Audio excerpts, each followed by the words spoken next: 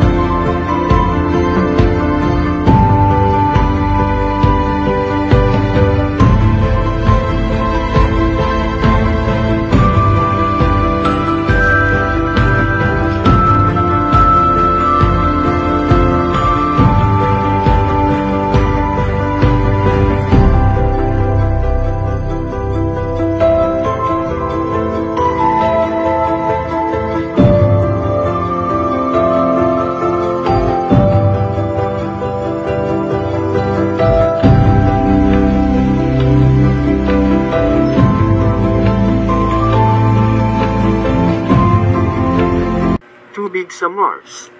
Ang daigdig natin ay mapaparam pagkatapos ng huling paghuhukom.